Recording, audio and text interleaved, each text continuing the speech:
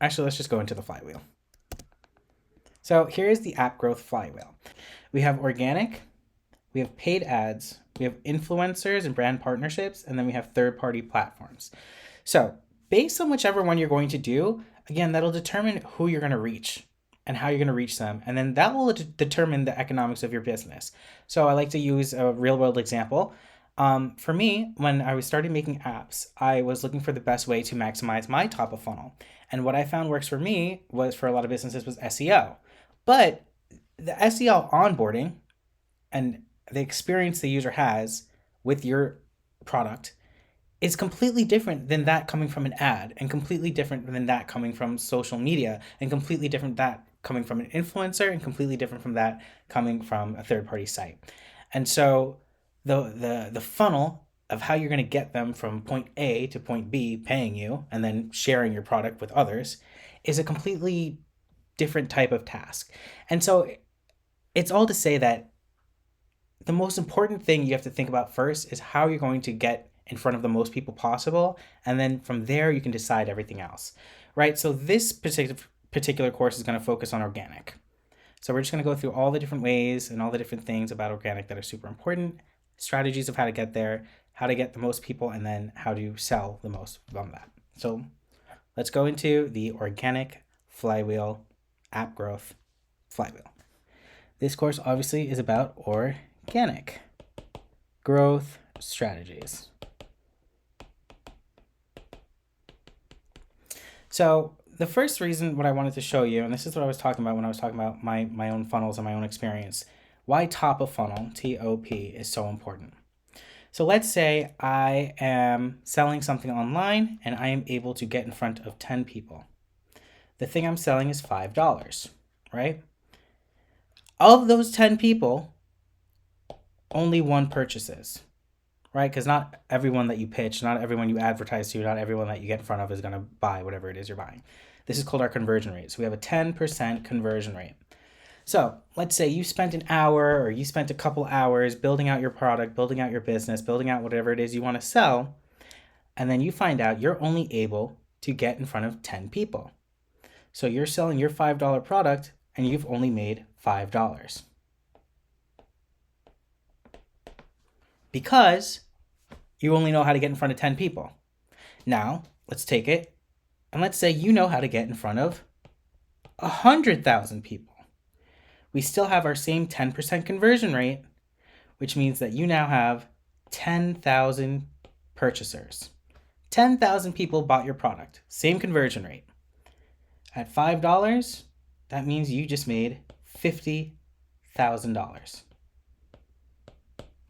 Do you see how you spent the same exact time, the same exact level of effort building whatever it is you're going to build, whether that's a product, a service, a business, an offer, whatever it is, you spent the same amount of time, but the fact that you only know how to get in front of 10 people means you only made $5, when the skill of learning how to get in front of 100,000 people means you made $50,000. Same effort, monumental difference in the amount of money that you make. So this is really just meant to drive home how important it is to start with the top of funnel in mind. Okay? Got to start with the top of funnel in mind. And so again, we're just going to talk about growth strategies and how to do that. Your goal is to get in front of the most people possible, because almost all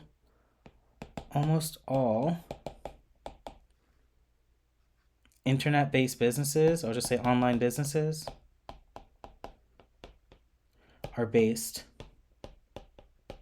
on conversion rate.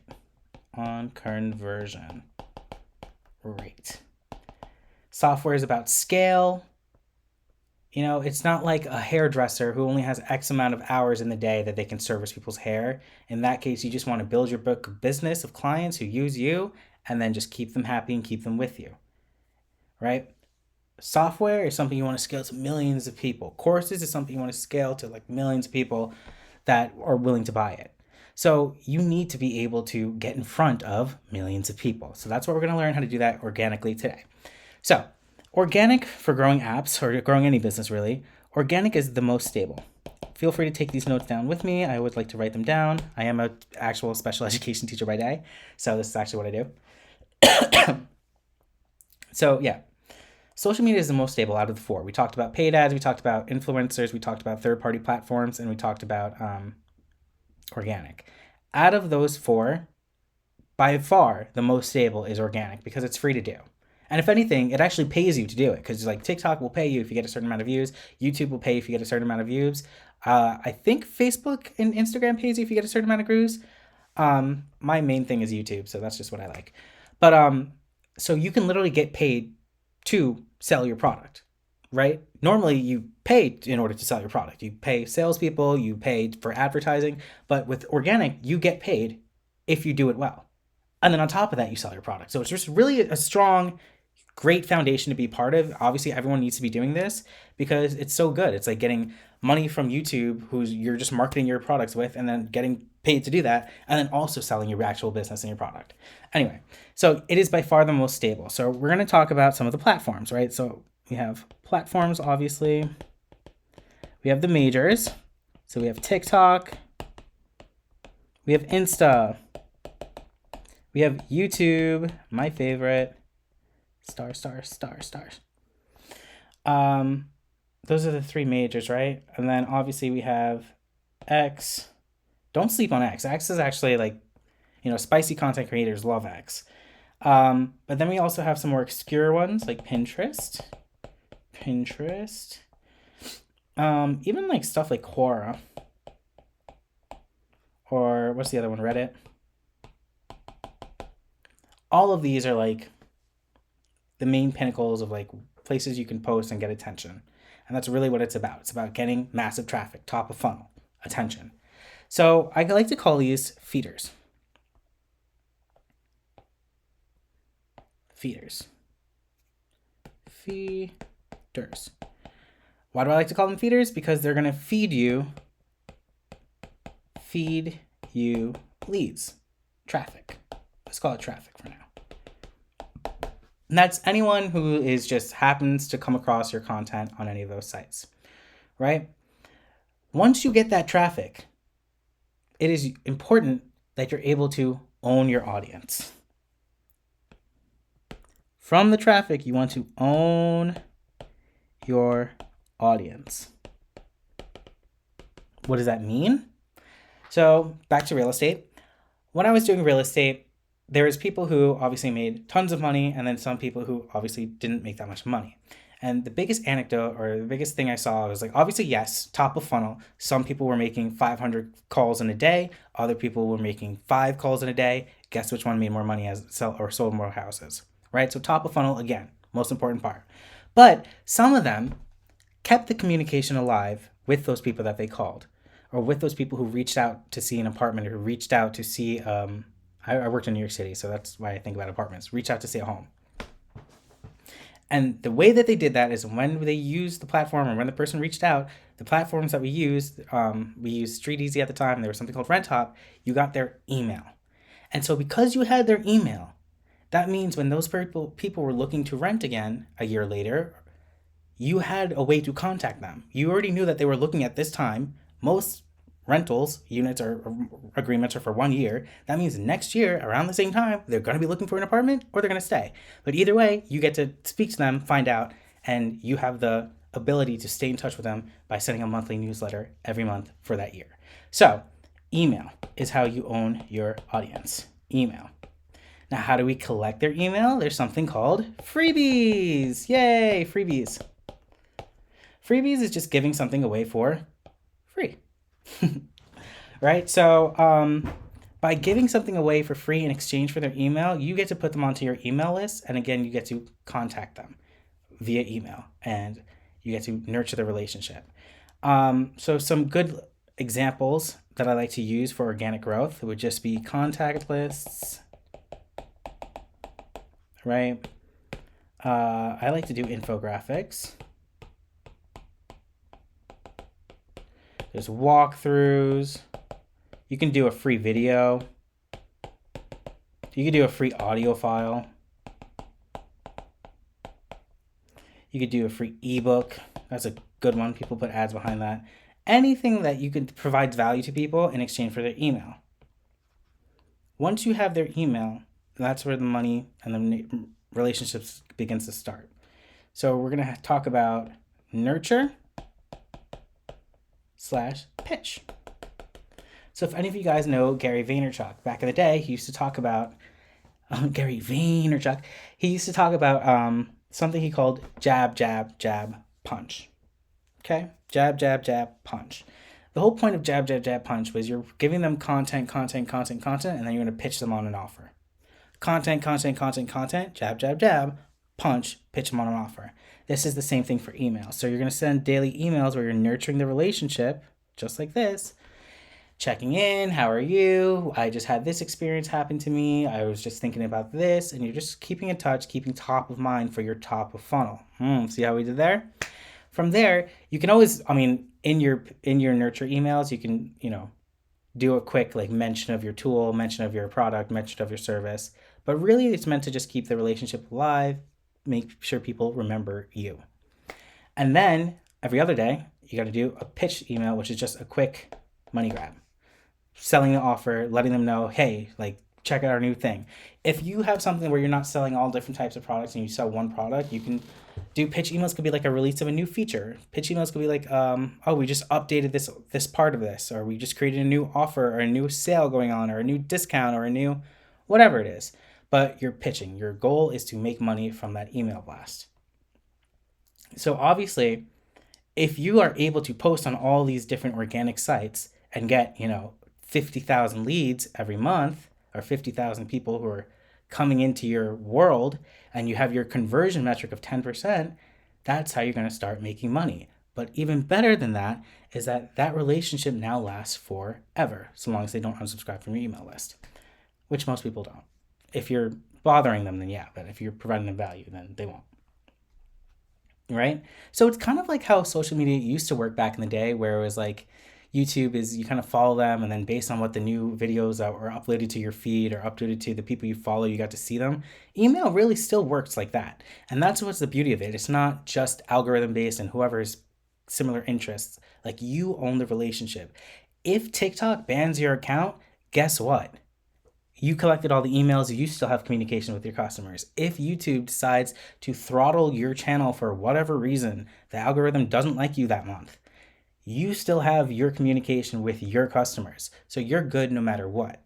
That's why it's so important to always feed your attention that you get, whether it's paid, whether it's organic, whether it's a third-party platform, whatever, to an email list, because you own the audience, you own the relationship. Okay? Whew. All right, so one of the ones that we didn't talk about, because this was all social media based, but one of the huge ones that we didn't talk about is SEO. Now, when I started making apps first, this is actually how I started getting my first money made. My first successful ventures, my first successful apps was from SEO. And so obviously this is search engine and optimization, which is you look for keywords that you can rank for. Google has everybody who's searching for certain intents. You rank for that intent. They go into your site. You put them through your funnel to get money out of them, right? That's just how that works. Ads is the same thing. They come across your ad, they're interested, you put them through your funnel to make money from them. That's just how everything works, but we're focused on organic for this one. So there are different types of SEO. I know that's a little strange to think about. When I think about SEO, I really only think about Google, but there's different types, especially nowadays. So search engine optimization just means that someone was looking for something. That's it. Someone was looking for something. And so, personal story, when I still have a music channel, and it's under the same name, dimilowe. So if you search dimilowe on YouTube, you'll actually find my music channel still. When I was doing, I like to make R&B music and EDM music. So I was doing dances to R&B music. And one of the dances that I made, I found kept feeding me leads to my channel for months. And it was just a random, dance.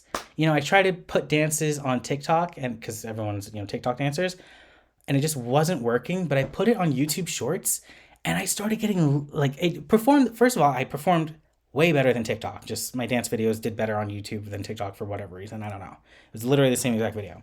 But more important than that, I started ranking for certain sounds. So one of the dance videos I did was to Try Again by Aaliyah. Love that song. Listen to it quite often. And it was just a simple, me in my bedroom dancing, whatever. And I started to rank towards the top of that sound. So when anyone searched that sound, they saw my video. And they came across my dancing and then they were interested, so they go to the rest of my channel and they see my other dances and my other singing, and that's how they got introduced to my music, my R&B, right? So this was my funnel. And so I like to call this, I called it dance SEO, but really it's sound SEO, right? So sound SEO. And again, that just means people were searching for something, search engine optimization. In this case, what they're searching for is a sound. In this particular case, a song, Try Again by Aaliyah. And so when they search that song on YouTube, which, you know, most people do that often because they're trying to see the music video, you got to see all the videos associated with it, and my video pops up. And I was like, whoa, this is insane. Because it means that I could do dances for all different types of songs, all my favorite songs in history, not even just new songs, classic songs. Try Again by Aaliyah is from the 90s. I was born in the 90s. So it's around the same, I was like 0 years old. You know what I mean? When that song first came out, and here I'm getting traffic from it now, 30 years later or whatever it is. So it was just another way to get traffic to my channel, to my YouTube channel. And that's all organic is. It's just free traffic to your channel. So this is a new type of SEO that is super powerful. Obviously, it's not going to work for everyone. No one's searching for certain sounds. People are searching for songs, which makes sense, especially on YouTube where they want to see the music video. But I digress. So sound SEO, super effective, super like niche. Not everyone's doing this. So like it's a great wide blue ocean opportunity. So you heard it here first. Next, when I was doing my first couple apps, one of the first ways I started getting traffic to my first app that I released, I manage like 5 right now, I'm going to have hundreds, so I'm excited, was what I call tool SEO. So tool SEO is, obviously AI does a lot of things for you, but there are certain things that it doesn't make sense or it's not going to do. A simple function like, hey, you're not going to put into the chat for ChatGPT, hey, can you merge these 2 PDFs together? Right? No, like you need a tool for that. And so because that's not something that AI can do currently, and I don't really think it makes sense for it to try to do that, what it did is it started to recommend people to a site that will do that task for you, right? And then also, organically, people search like merge PDF, all the time, cut PDF, split PDF. And so I started ranking with my tools that I made with AI for those keywords, and I started getting traffic to them. And then from there, okay, that's the funnel. They come in here, they want to use my tool. I'm going to gate how many times they can use it. They got to pay if they want to continue using it, something along those lines. So tool SEO, which is really creating tools to get traffic to your site, was so useful. So useful. So yeah, that is just a new way, and I still think it's like evergreen, it's still protected, because there's just certain things that AI is just not going to do, right? If you want to assign a PDF, edit a PDF, make it a PDF editable, like that's a tool that you need. That's not something AI does. Along those lines, I also found out from my experiments that there is something called utility SEO. So utility SEO is similar. It's templates, right? It's you serving a utility. So in this case, I was using templates. So let's say you want a photo collage. You want to be able to place the photos in the exact spots you want. So that's not something you're going to ask AI to do. You don't have that level of specificity and control. You kind of want to just drag and drop it around. So AI is not going to do this. This is a tool that needs to be happening. This is a tool that needs to be created. So I would serve tools for that. And so again, I got tons of traffic to the site. I started, gating or adding friction so that they had to pay, and voila, I started making money. So now we have sound SEO, tool SEO, utility SEO, right? And then the last newest one, again, all SEO is just people searching for things, is AEO.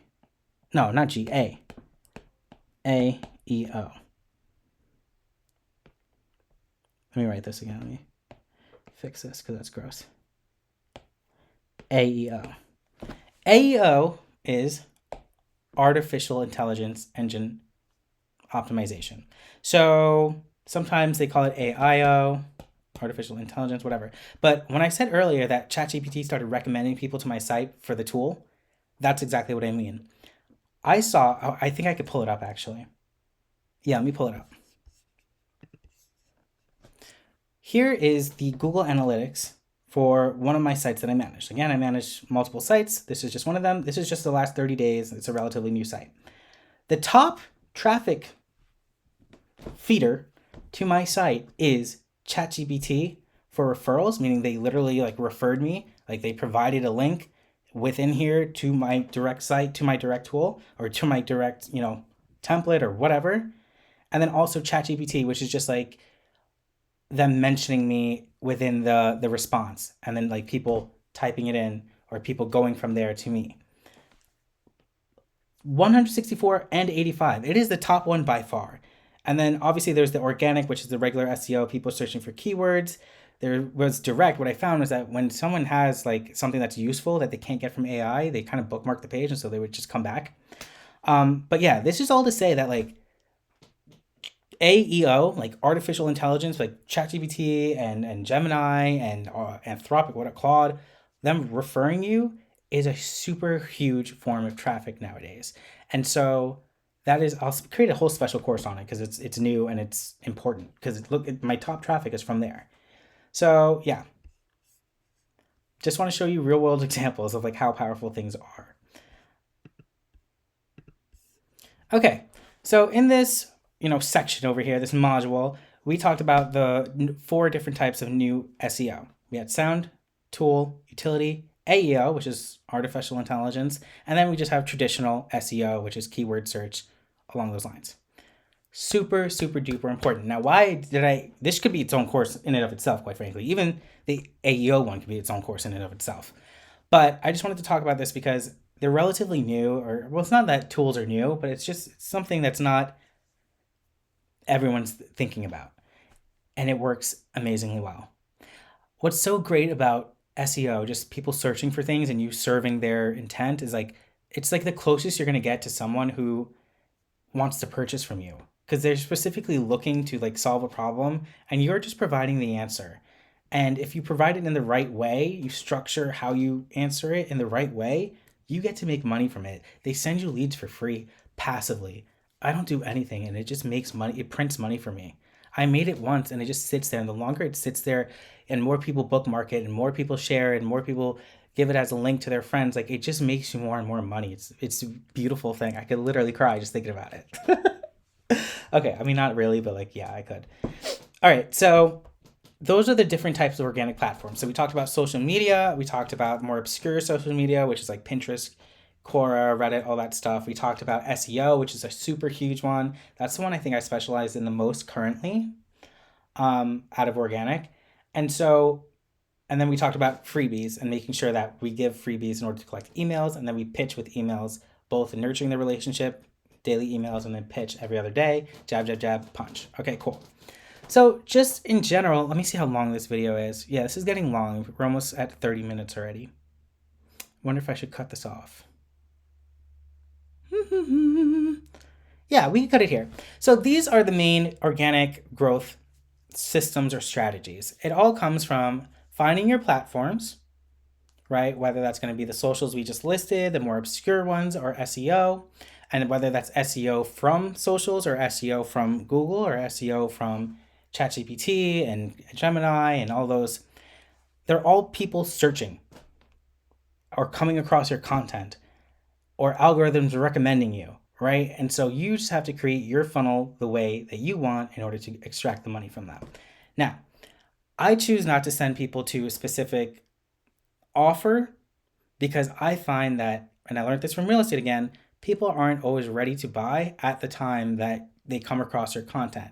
Now, something like SEO, yeah, that should go directly to the offer because that's the highest intent. They're searching for an answer for something, you're selling them the answer. Obviously give them the offer. Something like an ad though, when they're just scrolling and they just happen to scroll across an ad that you are paying to put in front of them, they might not be like in the mood for it, whatever it is. And a good example is like a food, right? A food ad. Let's say pizza is your favorite food, right? So as a pizzeria owner, you're like, oh, like this person loves pizza. Of course I'm going to advertise to them. What if they just ate food? Like they just had lunch. Like they don't want your pizza right now. They just ate. They might want it later. But if you don't have some way to contact them later, you just kind of wasted your money and wasted the opportunity. So always get the contact. So yeah, that was my little quick micro course on organic growth flywheels. Like I said, volume is everything. Top of funnel is everything. Get in front of the most people possible and then craft your offer or your funnel and how you're going to extract money from them from there. Biggest tips I can give. Okay, for the next micro course on YouTube that we're going to do, I will be going over paid ads. Another one will be about influencers and brand partnerships. And the other one will be third-party sites. So whichever one you're interested in, I will put the links below, but you can also just go to the YouTube channel, find it, and it'll be titled similarly. And maybe I'll do part 1, part 2, part 3, part 4. And I will catch you guys on the next micro course on YouTube. Of course, check out vcmsuite.com is where I have all my courses listed for you. All my apps are there as well for you to check out. And I hope this helps you guys. I spend so much time. This is what I love to do. I love building apps. It's like addictive for me, but I also love teaching. I'm literally a teacher by day and a teacher at night now because I teach over YouTube. So yes, subscribe, bye, give me your email. Oh, and if you want my freebie, I always like to do an infographic, like I said. So if you want an infographic with all this information that I just told you, you can have that below. I showed you at the beginning. That infographic will be available as a download. And guess what I'm going to ask you for? Your email. All right. Bye, guys. And I will catch you guys on the next module of this 4-part course.